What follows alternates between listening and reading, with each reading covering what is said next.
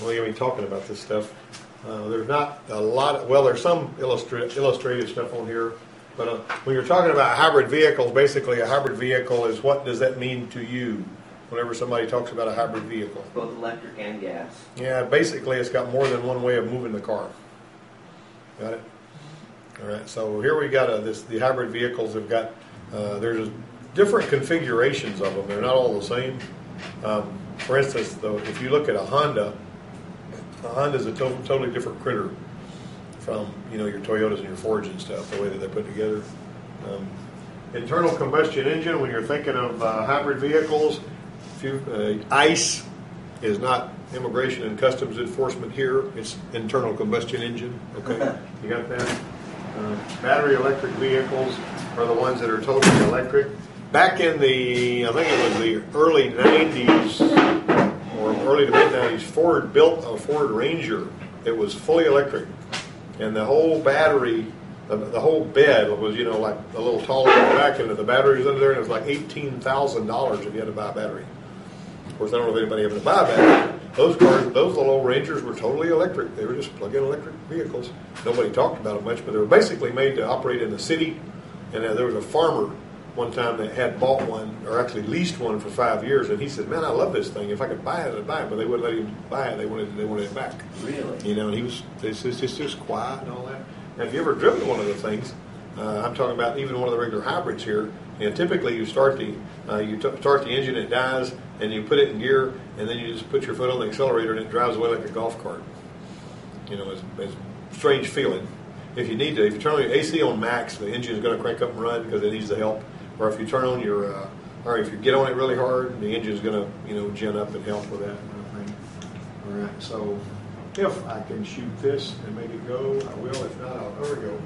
Early electric vehicles didn't have a long range, needed the batteries charged regularly. Of course, all of them need the batteries charged regularly. I don't know why they even put that qualifier on there.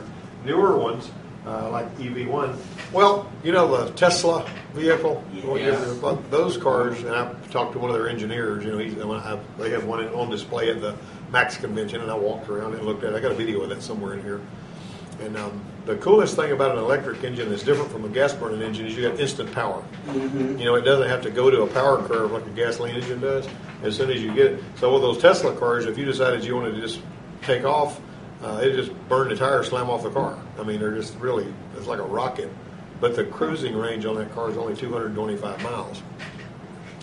Now, me and my wife, if we were driving one of those from here to Hattiesburg, which occasionally we go over to visit some of her relatives, we would just about get there about the time the battery was dead, and we could charge it up and drive it back. So it's good for about that kind of range.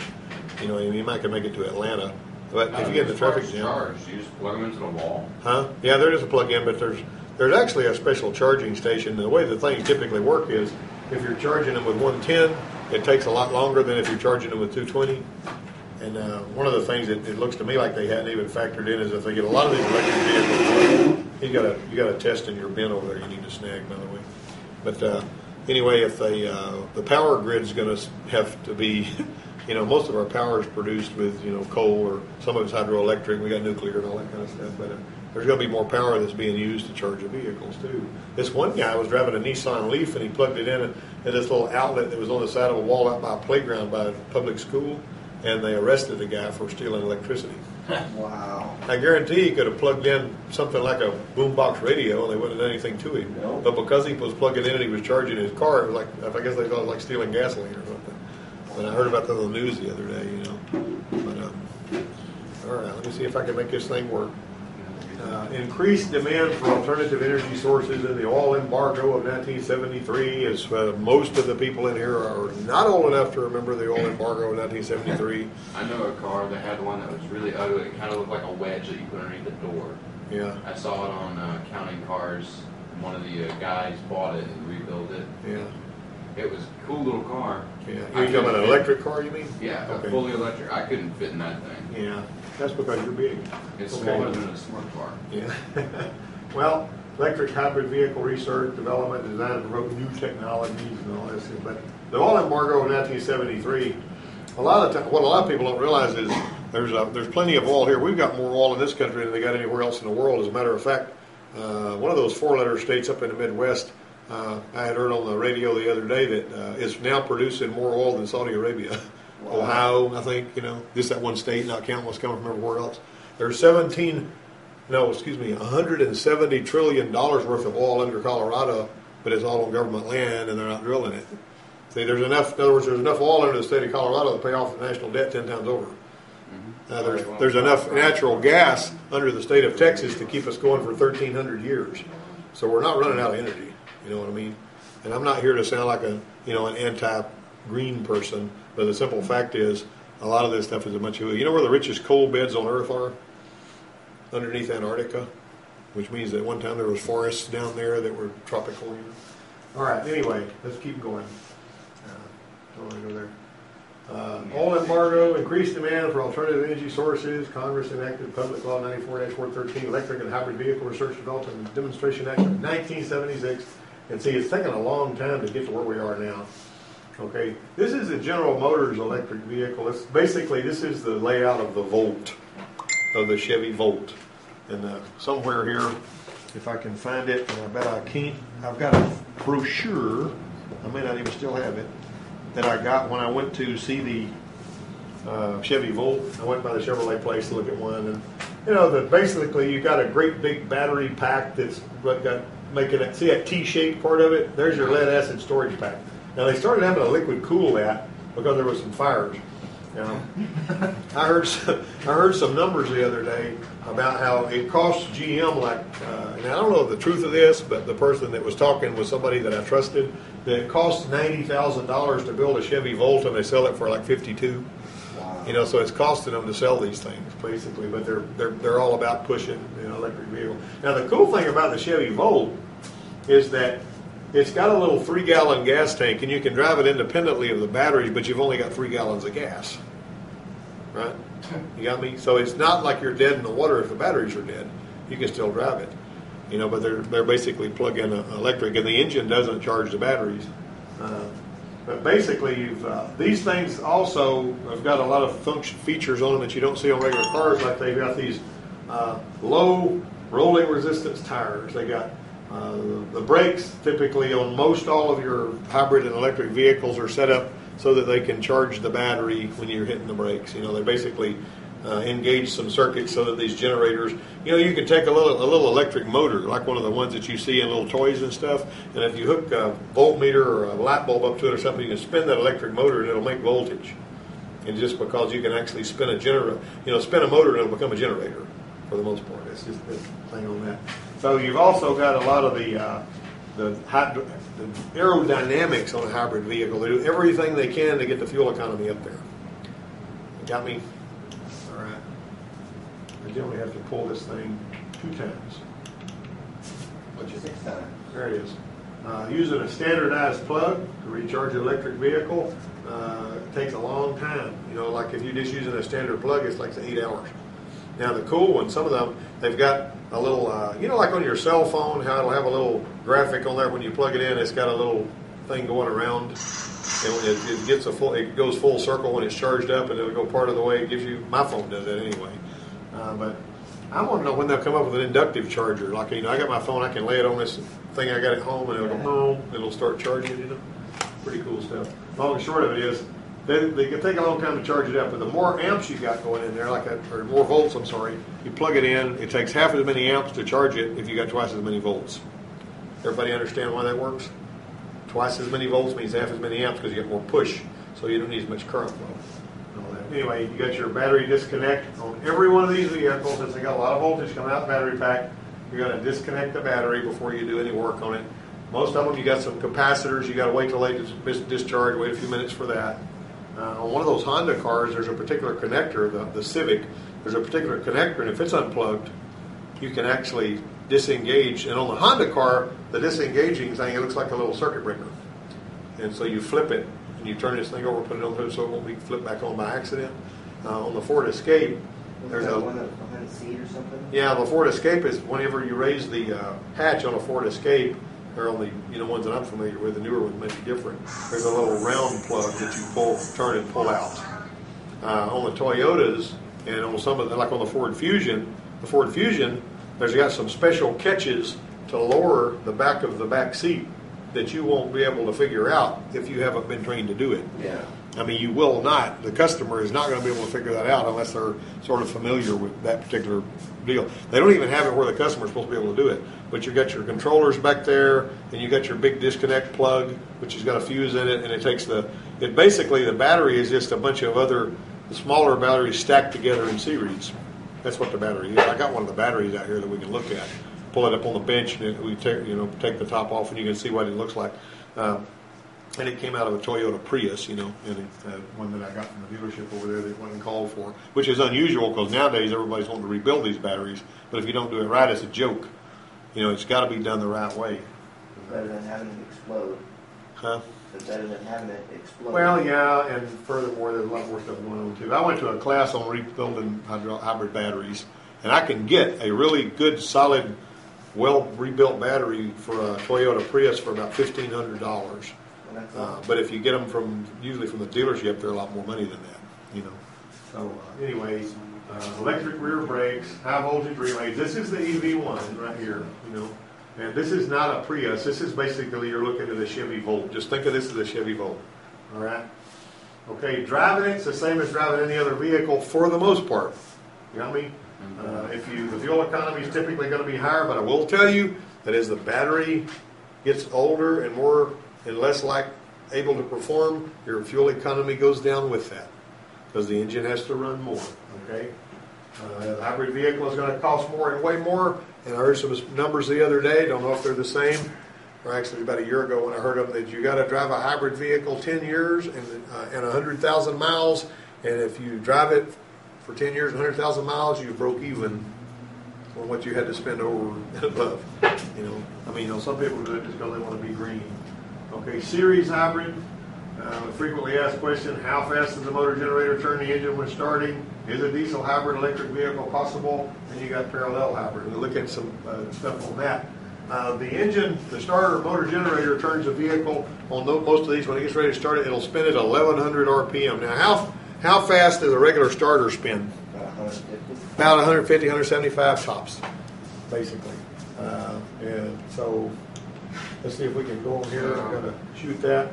Parallel advantages and disadvantages, right? A parallel hybrid design could allow for include additional batteries for plug-in capability, could extend the distance. This is just, no, look at this. See, this is a series hybrid.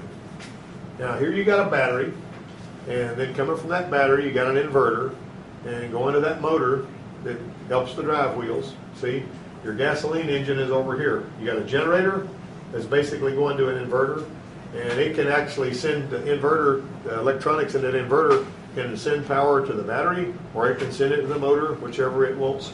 So your inverter, why is the inverter possible, you think? Why would you need an inverter? You got any idea?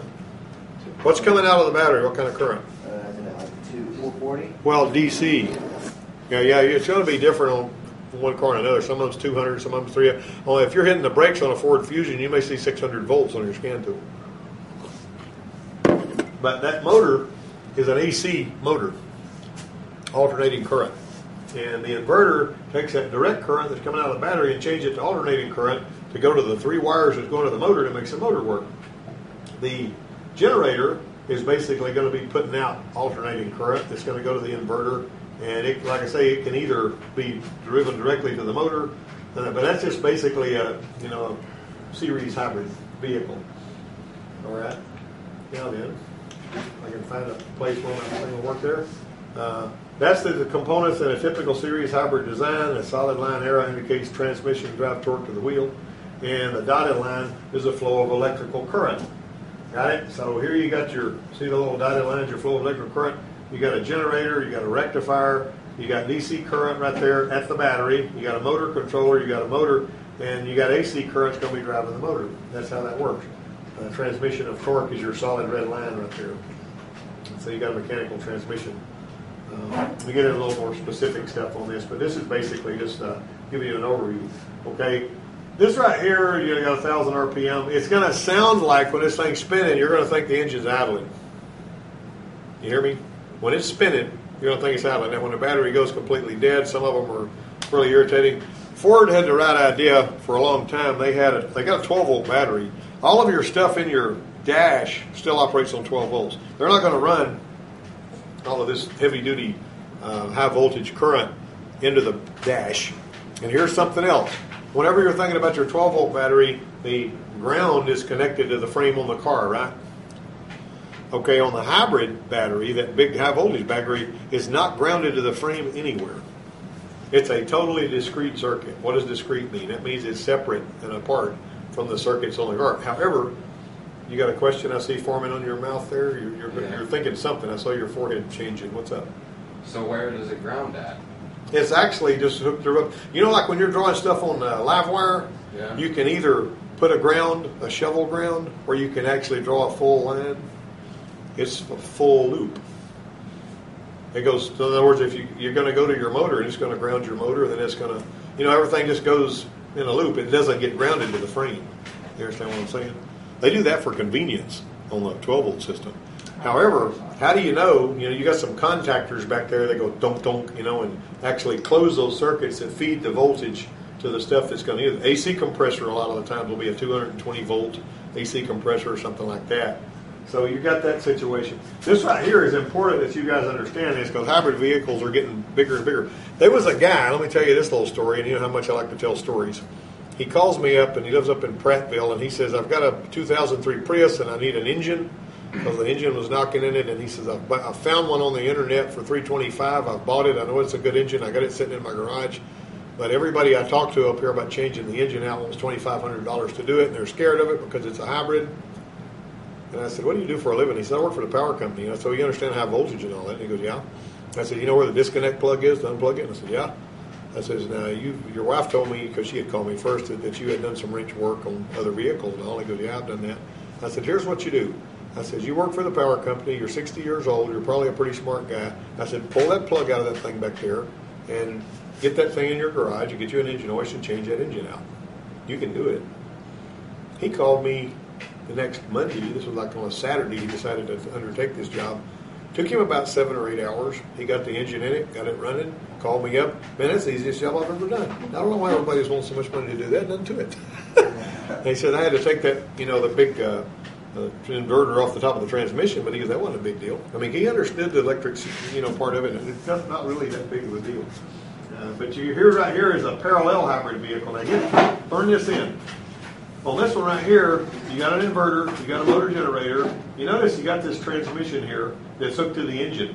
Got it? So the engine can drive the wheels, or the inverter and the motor generator can drive the wheels. The motor generator can also start the car. Now in your Toyotas and your Ford Escapes, there's 2 motors in there. There's a little motor and a big motor. The little motor actually starts the engine, and the big motor is the one that pulls the car usually. However, the motors are hooked to planetary gear set. Everybody's familiar with planetary gear sets, right? Or Yeah. some of you are, but some of you aren't. Planetary gear set consists of what 3 components?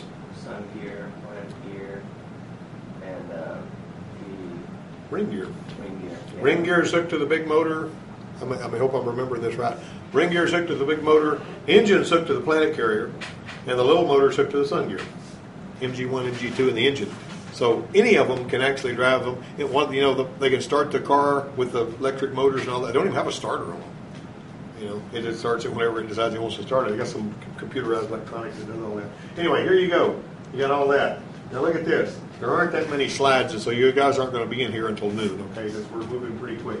Here's a diagram showing the components in a typical parallel hybrid vehicle. A solid line, transmission of torque to the drive wheels, and dotted line is the flow of electrical current. There you go. Engine, mechanical coupling, mechanical transmission, final drive and differential, and then your motor controller actually is helping it. You see that? You got your battery, your big battery down here, and your engine is charging the battery. The battery helps on that. So they got various different configurations of these. Using a diesel engine as high as possible. The increased efficiency of a diesel engine would increase fuel economy, but the extra cost of diesel engine is a major. Diesel engine costs more to build. That's the point. You got so much more compression. Yeah, it's just got to be a stronger deal, and all that. The crankshaft's balanced better, all that kind of stuff. Parallel hybrid design could include additional batteries. Blah blah. We're talking about that again. Okay, series battery or parallel design lets the vehicle operate in electric motor mode only, or in combination with the internal combustion engine. So you can be driving an electric. I will tell you this though. if you don't think you're going to run out of gas and drive on your battery from here to Dothan or anything, because it's only going to last about a mile, and then you're sitting beside the road and the battery's dead. You got to have that gas engine. It's got to be working. Now they claim the Ford Fusion can go 1.5 miles at 55 miles an hour or something with on just the battery. And that's like, whoopee, a big deal, right? You know what I'm saying? I mean, they're acting like that's really something else. You know? So you put on, can you just drive it slower to get farther? Well, not much farther. I mean, if you were going to drive it to docks from here, you might get halfway there if you drive it slower, and a quarter of the way there if you know what I'm saying? You don't get any ideas. The internal combustion engine may or may not start. Oh, incidentally, let me tell you this. When these two electric motors in the Toyotas and the Ford Escapes are driving the car, there are times when they're running backwards. Because they're using it's a continuous variable transmission using that planetary gear, and sometimes you'll find them running backward. Now, the internal combustion engine never runs backwards because it can't, but so those motors may be running in either direction. See, so just keep that in mind. Most people don't know that, and I had me a really good teacher. A BAS system uses a conventional starter motor for starting the ice the first time and only uses the high voltage motor generator to start it when leaving idle stop mode. Here's a belt alternator starter system. Have you guys seen Gene driving his golf cart?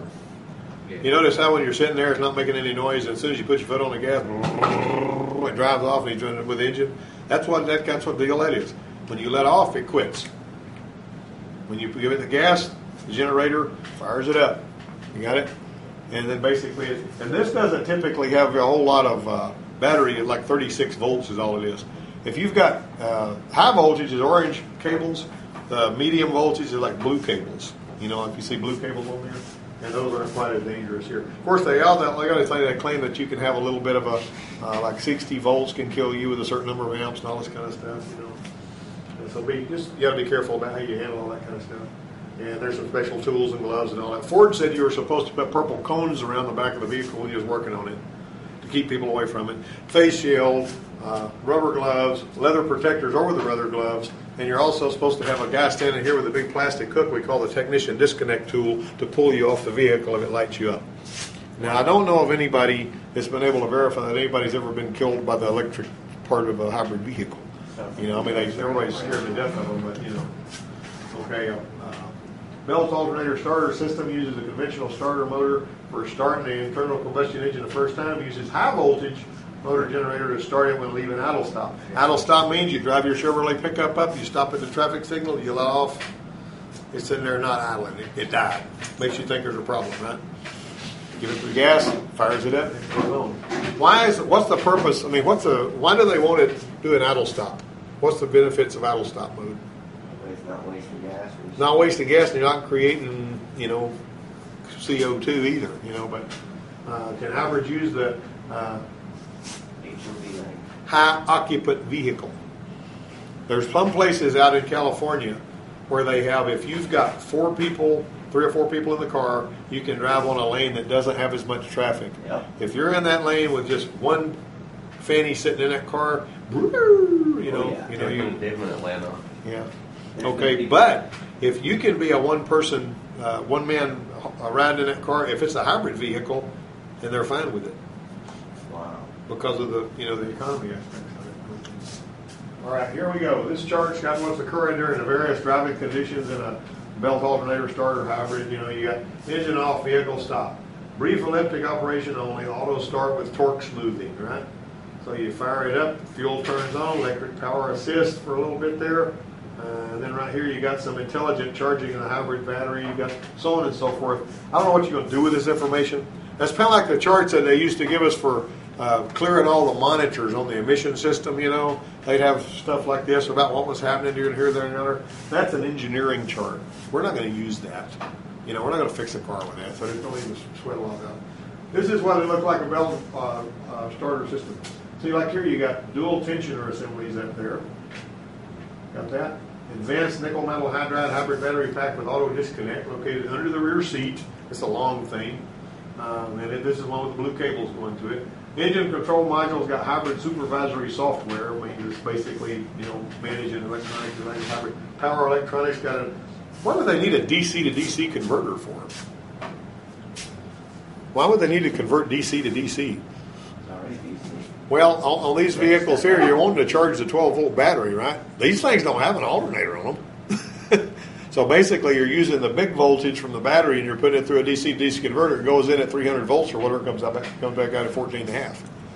If you want to know if your contactors are closed, you put your voltmeter on the battery and you energize it. See if the contactors are closed, you're going to see 14.5 volts. I'm talking about the 12-volt battery on the hood. They've also got these glass mat batteries, the AGM batteries like you sell over there, or you used to sell. You don't work at the parts store anymore. Are you happy that you left the parts store? Man, it bothered me, mister. Nerby says when the truck was brought over there yesterday and locked, we haven't seen the keys. Wow. That's what he said. They're up on the visor. Visor. Okay, the door was locked. We didn't know how to. Is the door locked? The door locked? I can get in the lock. That's not a problem. Well, I just told him you're leaving the ignition. It's fine. It's Yeah, fine. those guys. I didn't lock the door though. Yeah. No problem. You're doing fine. All right. Thank y'all. Yeah. Nobody's going to steal that, but we always leave the key in the ignition. Can't get them to steal it. Yeah. Sure, I can't get them You to want steal it? it. You want it gone? I can arrange it. Yeah. I know some people that want a truck really Get bad. out of there. No. All right. So listen, all right. So you got these yellow. This is the components of a belt alternator starter system right here. That's what we were talking about earlier. You got a motor generator with 3-phase cables. Now see that right there? That big thing is actually what's going to start the vehicle. It actually spins that pulley and starts the vehicle whenever you put your foot on the gas. See, so it's paying attention to a lot of that kind of stuff. All right. Can hybrids use the HOV lane? I ain't worried about that, right? Okay, that sticker on a hybrid vehicle lets them use the high occupancy vehicle lane. Access okay, clean air, California vehicle. The combination starter alternator is used to provide that idle stop thing. So you got this little funky electronic deal that hooks to it. Okay, the most common features: improved fuel economy, idle drop, regenerative braking, power assist. Look at that, they messed up our engine, off-drive electric vehicle mode. And so there's different levels. Mild hybrid, watch out for motoring mode. Whenever you got one in there, if you don't know how to shut everything down the right way, it's conceivable you could get a hybrid vehicle up on the lift, you could drain the oil out of it, and while you got the oil drained out of it, it could say, my battery's getting low, I think I'll start the engine. You better know how these things operate. That's the whole point. If you get one, don't be afraid of them. Just make sure that you put it in the mode where it's not going to start under any circumstances. On some of them, you pull the little fob out, that enables you to get inside and start the car, and put it a long way away, from the vehicle, so that it'll know that it's not supposed to do that. You got medium hybrid, full hybrid, efficiencies of electric motors, internal combustion engine, electric motor. These electric motors, believe it or not, from what I was told when I went up there to that school, are hand wound. Wow. In some third world country. It's a peculiar thing, Okay, and so right here, you got, see all this little chart right here. Now, when you get your hands on the book that you're supposed to have for this course, you're going to see a lot of information that's going to flesh this out. You understand what I'm saying? So basically, I'm hitting the highlights over our chest. An assist hybrid electric vehicle is a vehicle where the electric motor is not able to start moving the vehicle on the electric power alone. It's got to have the engine to start it. And that would include mild hybrids, which would be the 36 to 42 volts, as well as the medium ones use 144 to 158. And that'd be like your Honda car or something like that. All right, that's the end of that little thing. You guys don't have to feel like we're going to surely die. All right, we're going to take we're going to whip through this test, and we're going to see how many questions you answered. Yep. For the people that are watching the video that like looking at my face, I'm sorry that I wasn't in the camera all the time. And I couldn't show those slides because it was a professional. I mean, it was the textbook manufacturer made the slides, and I didn't want to YouTube that. Okay. All right, let's talk here. The GM EV1 was what type of vehicle? What's that, first generation? Actually, it was totally electric powered. That would be the correct answer for that. What type of hybrid uses 36 to 42 volts? Mild hybrid. A mild hybrid. Okay. Which type of hybrid is capable of propelling a vehicle by just using the electric motor? BAS type. No, that's going to be the strong full hybrid. Yeah. BAS has always got to have the engine running if it's going to go anywhere. Okay, number 4. How fast does a motor generator crank the internal combustion engine? 1,000 RPM. Yeah, that's a good answer. Which type of hybrid electric design costs the least? What hybrid is that? BAS, the BAS. belt alternator starter. Yeah. One everyone wanted to say a minute ago. Huh? What? One everyone said a minute ago. Everybody got your tables? I mean, your table, your test order on your table. Remember, this is where you're going to find your work over here. By the way, whenever you come in on Monday. Let's see. Which type of hybrid electric vehicle has idle stop operation? Strong, mild, and medium. What about it, guys? Anybody else want to answer that? Strong, mild, and medium is right. Technician A says most hybrids require they be plugged into an electrical outlet at night to provide the electrical power to help propel the vehicle. Technician B says internal combustion engine in a HEV will often stop running when the vehicle is stopped. Who's right about that? That's B only. Most hybrids don't require they be plugged into electrical outlet. Only the ones that are fully electric, pretty much. Technician A says most hybrids use the series hybrid design. Technician B says some hybrids have 42-volt batteries. Who's right about that? That's a D. Neither technician. Electric motors are better than an internal combustion engine to propel a vehicle because why? A. They produced high torque at low speeds. B. They are quiet. C. They do not burn fuel and therefore do not release carbon dioxide into the environment, although I don't know why that's a problem because we breathe it out, the animals breathe it out, and if our cars are breathing it out, we're just making the trees happy, huh? Making the trees happy. We'll make the trees happy. Like that all. I'm always tempted to tell you about in the conversation I had with a climate change scientist that actually couldn't defend it and all. I'm just an automotive instructor, and she couldn't answer my questions with anything except all of the following are characteristics of a hybrid vehicle except what? Lower fuel economy. You're going to have higher fuel economy on a hybrid typically. Now these big hybrid vehicles like your Toyota Highlanders and stuff like that, you're not really saving a lot of anything with those as far as fuel. I mean, a little bit maybe. Technician A says a major limitation of electric vehicles is their short range.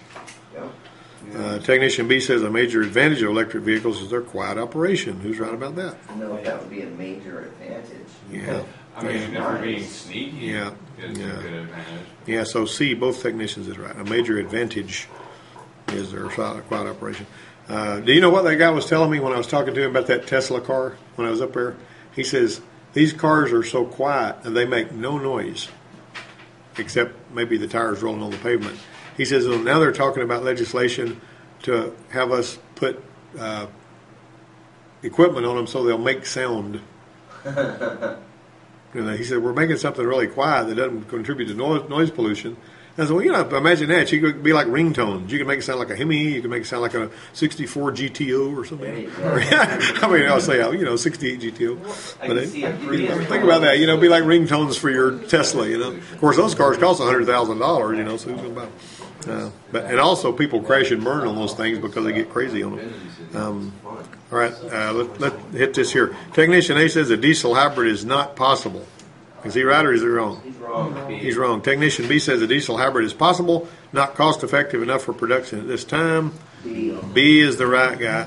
Hybrid vehicles can operate in a high occupancy vehicle lane on the interstate in California, Even if only occupied by one driver. What makes the belt alternator starter system attractive for buyers? Cheaper.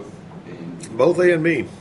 What type of motor engine produces more torque at lower speed? That's a dumb question. Electric.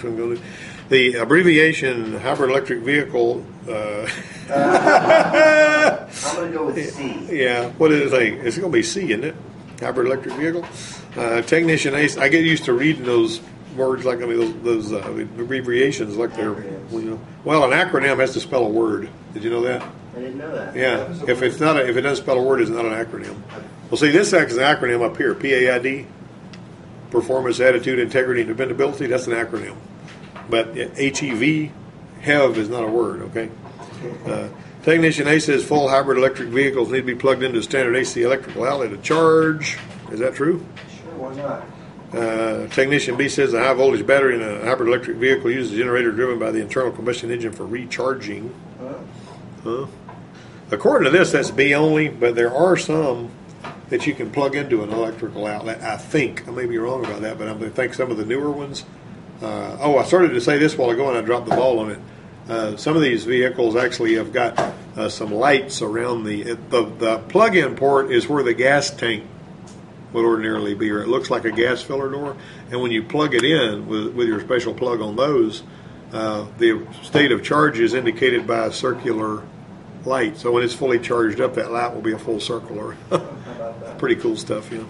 Of course, if it doesn't work, you're going to be able to fix it because you're the mechanic, right? Okay, true or false? In a series hybrid vehicle, the internal combustion engine drives the vehicle only when increased horsepower is needed. No. That's false. It also doesn't do that as well. Here's another thing that I'm going to need to tell you. We're going to get into this, probably mention it a little bit later on, is you've got to keep hybrid batteries. Think about this. Have you guys ever had a battery that was dead and you heated it up a little bit somehow and it came alive and worked a little bit? I've done that. You know, yeah, you can. If you heat a battery up that's dead, you actually get a little more use out of it while it's hot. Then when it cools off, it goes away again. So basically, the opposite of hybrid batteries are the opposite of the other ones because you want to keep them cool for maximum efficiency. And also on a hybrid battery, you don't charge it all the way up and then run it all the way back down typically on these hybrid vehicles. And this is a rule of thumb on some of your Toyotas and Fords and stuff. You're going to operate it always between the 40 and 80% range of charge. If you go above or below that a lot, you're going to be damaging the battery. Got it? So you're going to stay in there. If you're like me, you like to see that thing charged all the way up like on your cell phone. I like it when my cell phone's got a full charge on it. Got it?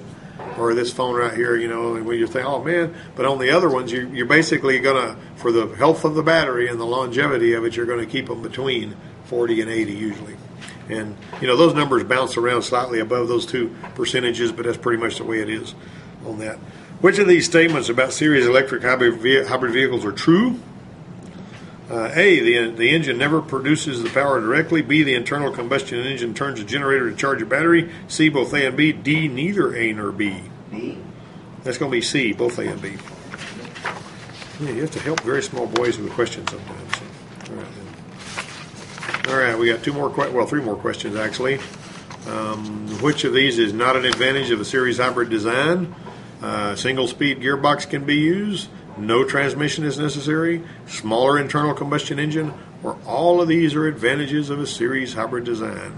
That is true. That is D. That means all of them are. And 21, Technician A says in a parallel hybrid design, only the electric motor is connected to the transmission. Technician B says in a parallel hybrid design, the vehicle can be propelled by the electric traction motor, the internal combustion engine, or both. Which technician is correct, and that would be B only. And finally, some hybrid electric vehicles can operate using the electric motor alone or with the assist of the internal combustion engine. That's true, but for some strange reason they got false on the answer key. Because I don't understand how they could say it was false if you're saying some. Because I know... Well, now wait a minute. Let me back up on that. The reason we're saying that, see, they didn't even write that question very well. You cannot. Well, here's the other thing, and I don't like that question. It's poorly written. The little Honda car has got a 12-volt starter on it. The little Honda Insight. The electric motor on the Honda Insight is sandwiched in between the engine and the transmission, and so that is sort of like an electric supercharger. But even if the hybrid system goes completely out on one of those little Hondas, you can basically just drive it like a regular car. Even if the hybrid doesn't work anymore on those because they got an electric starter. You can fire them up and drive them like that. That question is a lousy question. I'm probably going to throw it out. I mean, I don't know what the people that wrote the test were thinking about when they did that. Okay, anybody got any questions or comments? Are you more interested in hybrid vehicles now than you were when we started this morning or less? You guys are funny, you know that? All right.